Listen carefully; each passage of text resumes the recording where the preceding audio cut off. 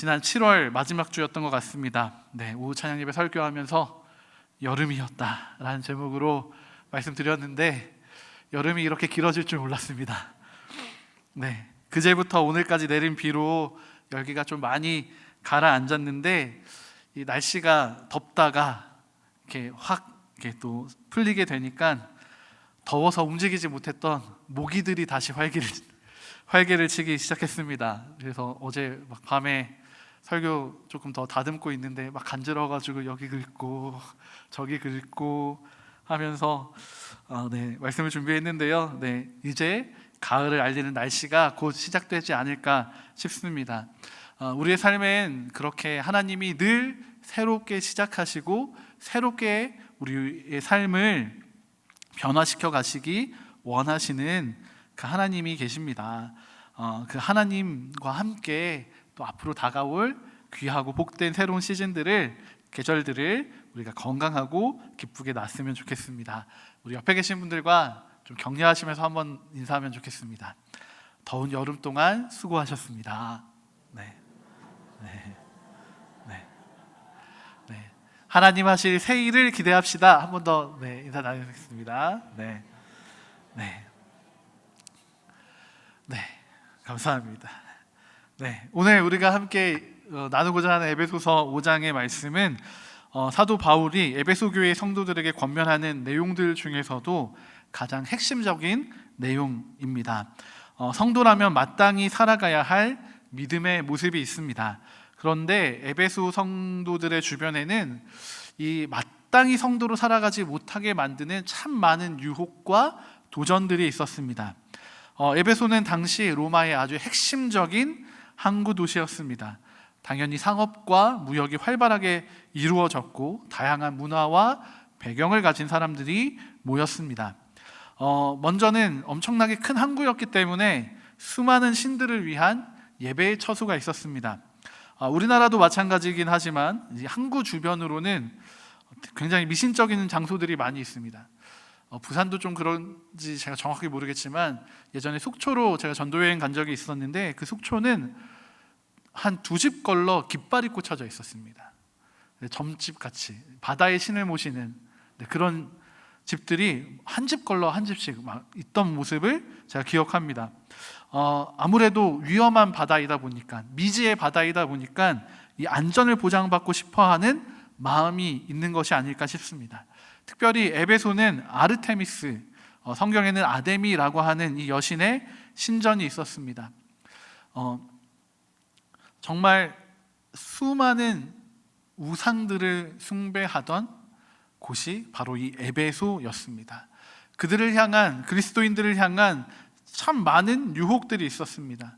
이 아데미는 특별히 이 출산의 또 풍요의 여신이었기 때문에 이 신전에서는 여사제들과의 성적인 관계를 맺는 것이 이들이 드렸던 제사였습니다.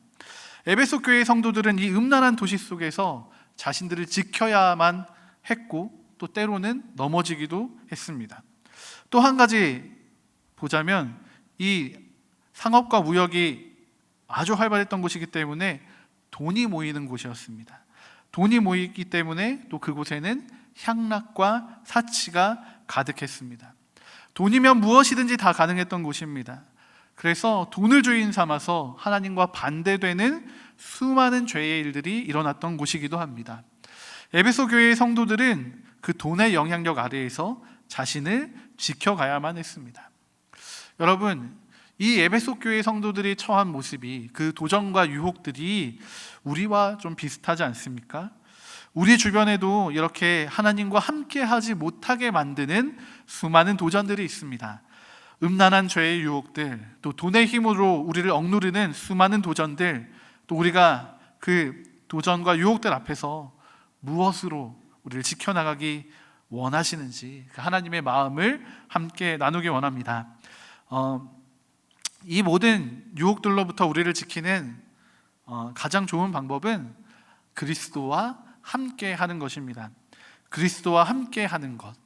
오늘 우리가 읽은 말씀에는 그리스도가 아닌 죄된 사람들, 죄 짓는 사람들, 음행에 빠져 있는 사람들과 함께 하지 말아라, 그들과 같이 있지 말아라라고 권면하고 있습니다.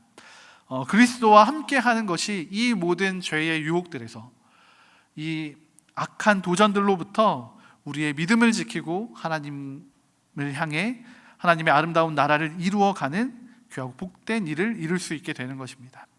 그래서 그리스도와 함께하는 이 일이 우리에게 너무나도 필요합니다. 여러분, 그런데 이 그리스도와 함께하는 자들에게는 중요한 특징들이 있습니다. 먼저는 사랑받는 자녀입니다.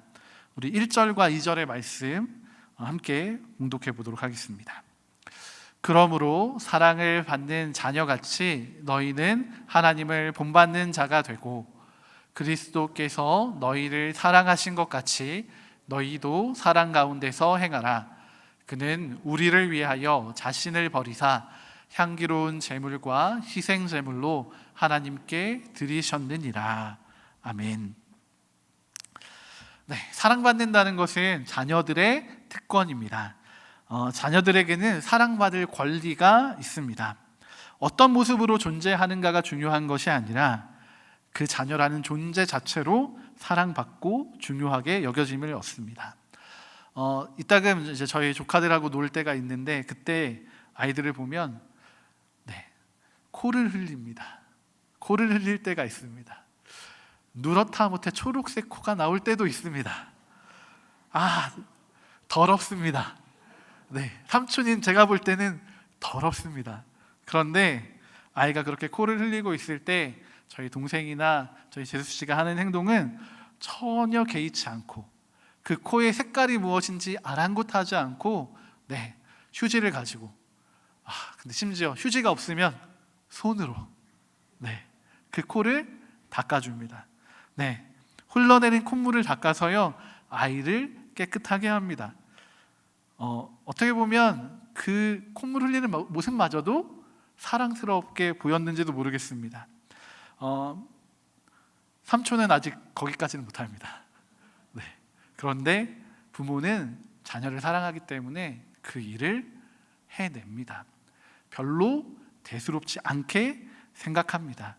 사랑은 어떤 성과를 냈느냐, 어떤 일을 해냈느냐가 아니라 그 자녀의 존재 자체로 성립되는 것입니다. 하나님은 우리를 자녀 삼으셨습니다. 하나님이 우리를 그렇게 사랑하고 계십니다. 그리고 이 사랑을 받음은 필연적으로 사랑을 주는 존재와 닮아가게 만듭니다. 바울은 하나님을 본받는 자가 되라고 이야기하고 있는데 이것을 다시 이야기한다면 하나님의 사랑을 받는 자녀가 되어라 라는 말과 같은 말입니다. 하나님으로부터 공급되는 사랑이 우리를 살게 하고 사랑받는 자녀로서 그 사랑을 닮아가는 일이 또한 우리에게 있어야 할 줄로 믿습니다. 특별히 그 사랑의 본을 예수님을 통해서 하나님은 보여주셨습니다. 사랑하는 자녀를 위하여 자기 자신을 희생하는 그 사랑의 헌신으로 하나님은 우리에게 사랑의 모범을 보이신 것입니다. 사랑받는 자녀는 사랑을 주는 부모를 닮아갑니다. 우리가 이 세상 가운데에서 닮아가야 할 사랑의 모습은 수많은 여러 가지의 사랑도 있겠지만 자기 자신을 희생하신 하나님의 그 사랑과 헌신, 바로 그 모습을 본받아 따라가야 합니다. 그리스도께서 우리를 위해 자기 자신을 버리신 것은 하나님이 맡기신 사명 때문만이 아니라는 것을 기억하시기 바랍니다. 오히려 더 근본적으로는 우리를 향한 사랑이 예수님께 있으셨기 때문입니다. 그리스도와 함께하는 자들에게는 예수님의 사랑을 닮은 사랑받는 자녀로서의 책임이 존재합니다. 우리를 사랑하시는 하나님의 사랑을 이 땅 위에 나타내어서 또 다른 누군가가 우리의 사랑받음을 보고 부럽게 여기고 그것을 좋게 여기고 선하게 여겨서 그 사랑을 주시는 하나님께로 돌아오게 만드는 귀한 사명이 우리에게 있는 것입니다. 때로는 그 사랑의 수고, 헌신 때문에 우리의 삶이 피곤해지기도 할 것이고 불편해지기도 할 것입니다. 그러나 조금 피곤하고 불편하다고 하더라도 우리가 불행한 것은 아닙니다. 왜냐하면 우리에게는 하나님의 사랑이 충만히 거하기 때문입니다. 오히려 하나님의 사랑에 동참하는 것이 우리를 더욱 온전하게 만들어 줄 줄로 믿습니다. 우리의 사랑의 수고와 헌신이 이 시대의 불신자들, 어쩌면 우리의 가족들, 친구들, 동료들에게 하나님의 사랑을 전하는 귀한 도구가 될 것입니다. 우리 옆에 계신 분들에게 한 번 더 고백하면 좋겠습니다. 오늘도 사랑하면서 삽시다. 그러니까 사랑하면서 살아가면 좋겠습니다. 그리스도와 함께하는 자들의 두 번째 또 특징이 있습니다. 무엇이냐면 순종하는 자녀라는 것입니다. 순종은 참 어렵습니다. 늘 어렵습니다. 내 행동과 의지 모든 것을 드려야 하기 때문입니다. 제 어릴 때를 생각해 보면 부모님의, 특별히 아버지의 뜻을 따르지 않으면 혼났던 일들이 참 많이 있었습니다. 그런데 이게 희한하게 참 하나님과 많이 겹칩니다. 어릴 때 아버지께 혼날 때 아무 말도 안 하고 있으면, 죄송하니까 아무 말도 안 하고 있으면 아무 말도 안 한다고 혼나고, 그래서 뭐라고 대답을 하면 말대꾸 한다고 또 혼나고, 어떻게 하는 것이 정말 아버지의 뜻을 따라 순종하는 것인지 헷갈릴 때가 좀 많이 있었습니다. 그런데 제가 하나님 앞에서도 이렇게 조금 헷갈리고 있는 것 같았습니다. 우리가 순종한다고 하는데 어떤 게 정말 하나님 뜻인가? 우리가 함께 또 말씀을 통해서 한 번 더 확인해 보면 좋겠습니다. 6절과 7절의 말씀입니다. 누구든지 헛된 말로 너희를 속이지 못하게 하라. 이로 말미암아 하나님의 진노가 불순종의 아들들에게 임하나니 그러므로 그들과 함께하는 자가 되지 말라. 아멘. 말씀을 다시 한번 조금 돌아가 보면요, 당시에 에베소에는 참 많은 죄가 자리 잡고 있었습니다. 음행, 온갖 더러운 것, 탐욕이 가득한 도시였습니다. 그런 에베소의 성도들에게 바울은 그런 것들은 입에도 담지 말라고 강하게 권면하고 있습니다. 그 죄악들이 하나님의 뜻이 아니기 때문입니다. 그리고 하나님으로부터 우리를 단절되게 만들기 때문입니다. 이 죄악이 우리에게 미치는 영향을 우리는 과소평가할 때가 있고, 이 죄로부터 우리는 자유하고 안전할 것이라고 우리 스스로를 과대평가할 때가 있습니다. 그래서 하나님의 뜻을 따르기보다는 우리의 판단대로, 또 우리의 편한대로 살아가고자 하는 때가 있습니다. 그것이 바로 우리의 욕심입니다. 그러나 분명한 것은 우리가 아무리 사랑받는 자녀라고 할지라도 우리의 삶에 하나님을 향한 순종이 없다면 하나님 나라의 기업을 얻을 수 없을 뿐만이 아니라 그리스도와 함께 살아갈 수 없습니다. 오히려 오늘 말씀에서처럼 불순종의 아들들과 함께하는 자가 되어버리고 마는 것입니다. 사무엘 선지자도 이렇게 이야기합니다. 사무엘상 15장 22절의 말씀을 우리가 함께 읽어보도록 하겠습니다. 사무엘이 이르되 여호와께서 번제와 다른 제사를 그의 목소리를 청종하는 것을 좋아하심같이 좋아하시겠나이까. 순종이 제사보다 낫고 듣는 것이 순양의 기름보다 나으니. 아멘. 이미 오래전부터 사무엘의 때, 아니 그 이전부터 하나님께서 하나님의 백성, 하나님의 자녀들에게 원하셨던 것이 바로 순종함입니다. 오늘 우리를 향한 하나님의 뜻은 무엇이겠습니까? 오늘 말씀에도 감사하라 라고 나타나 있는데 이를 더 명확하게 이야기해주는 성경의 구절이 있습니다. 데살로니가 전서 5장 14절부터 22절까지의 말씀인데요, 참 깁니다. 그래서 저희에게 익숙한 말씀 16절부터 17절까지만 한번 읽어볼 수 있을까요? 같이 한번 읽어보겠습니다. 시작. 항상 기뻐하라. 쉬지 말고 기도하라. 범사에 감사하라. 이것이 그리스도 예수 안에서 너희를 향하신 하나님의 뜻이니라. 아멘. 네, 제가 말씀드리기는 14절부터 22절까지 말씀드렸습니다. 그런데 이 말씀 가운데 너희를 향한 하나님의 뜻이다라고 하는 건 18절에만 나타나 있습니다. 여러분, 그러면 18절만 하나님의 뜻일까요? 나머지는 하나님의 뜻이 아닐까요? 네, 그렇지 않습니다. 네, 알고 계시듯이 이 모든 것이 하나님의 뜻입니다. 그리스도인이라면 마땅히 행해야 할 것이 있습니다. 우리에게 나타난 하나님의 뜻을 기억하고 따라 살아가야 합니다. 그런데 우리는 우리에게 좋게 여겨지는 것, 우리가 할 수 있는 것, 그런 것은 참 쉽게 순종할 수 있기 때문에 그것은 순종합니다. 그런데 조금이라도 부담되는 일들은 미루거나 행하지 않습니다. 우리가 방금 읽은 16절부터 18절의 말씀, 우리 너무나 잘 알고 있습니다. 우리 암송도 했을 겁니다. 왜 그렇습니까? 너무 좋기 때문입니다. 항상 기뻐하랍니다. 이건 나한테 너무 좋은 거잖아요. 쉬지 말고 기도하랍니다. 쉬지 말고 해서 조금 부담이 되긴 하지만 기도하는 것도 좋은 거니까요. 범사에 감사하랍니다. 범사도 조금 물음표가 찍히긴 하지만 감사하면 하나님 기뻐하시고 나도 좋으니까요. 감사할 일이 많다는 건 나에게 좋은 일이 많다는 것이니까요. 그래서 어쩌면 우리는 이 말씀을 달달달 외우고 있고 이 말씀에 순종하기를, 이 말씀만이 하나님의 뜻인 것처럼 생각하고 있는지도 모르겠습니다. 그런데 14절부터 22절까지의 말씀을 보면 다 읽지는 못하겠지만 때로는 우리가 오래 참아야 한다라고 이야기하십니다.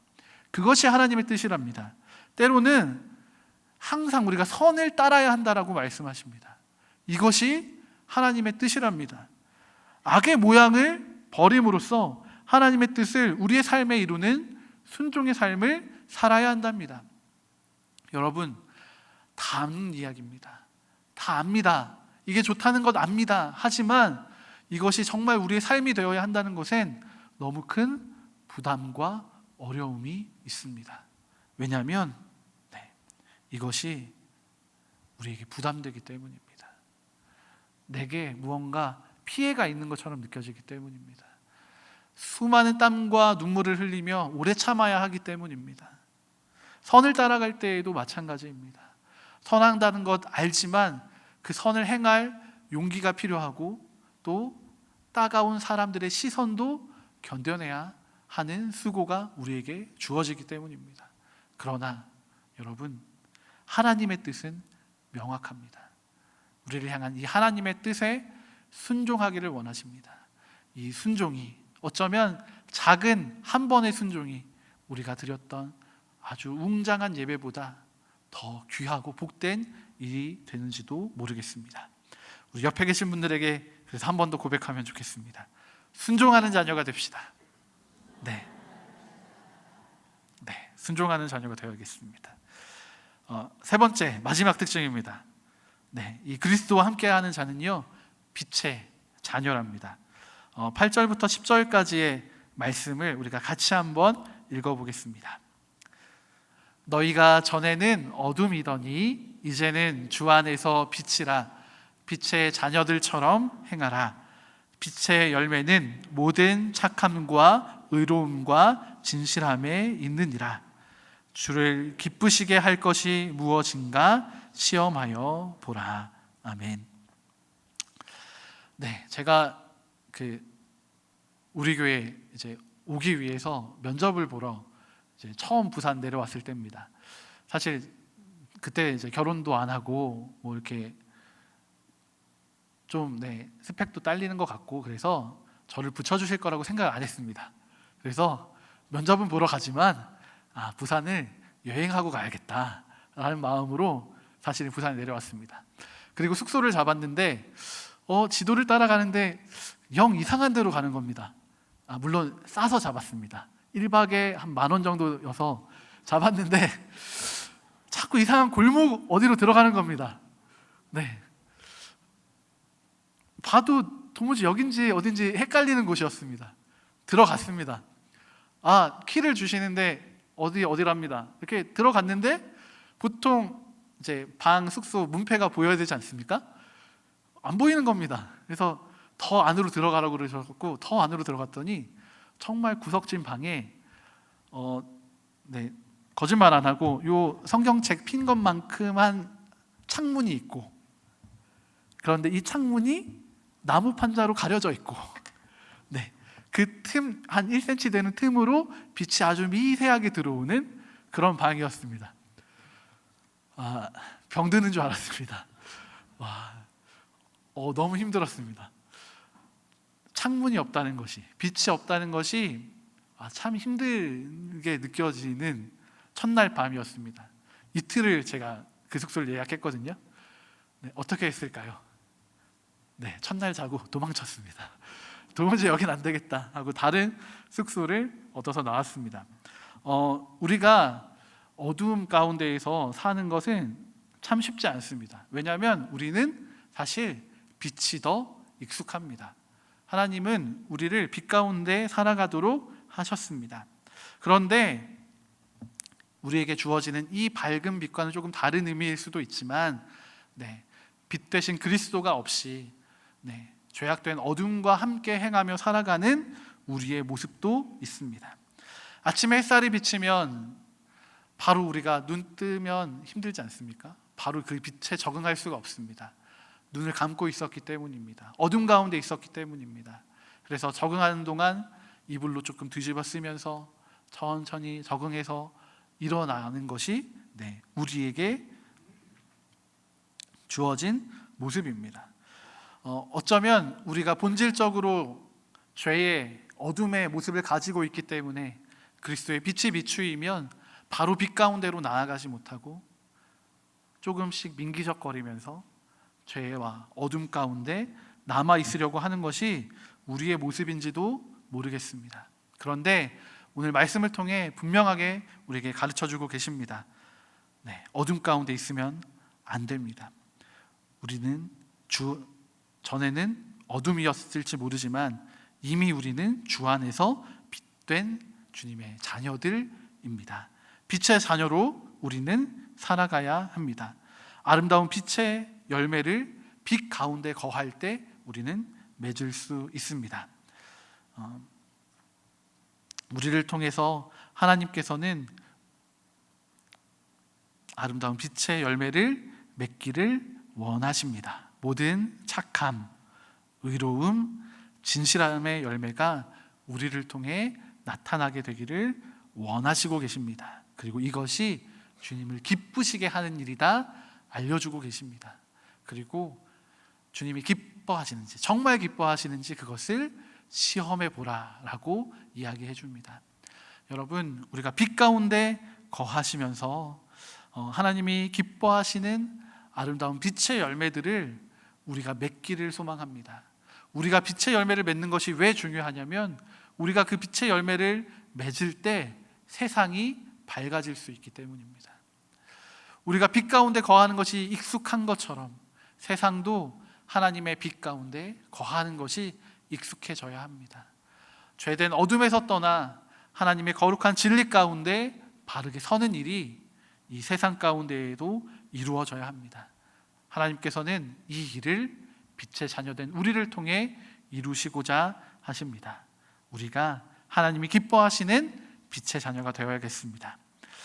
말씀을 정리합니다. 오늘 우리를 향한 하나님의 뜻은 분명합니다. 우리가 그리스도와 함께하는 자가 되기를 원하십니다. 그래서 사랑받는 자녀로, 또 순종하는 자녀로, 하나님을 기쁘시게 하는 빛의 자녀로 우리의 삶의 현장 가운데 살아가기를 원하시는 것입니다. 이 시간 우리가 함께 찬양하며 기도하기 원합니다.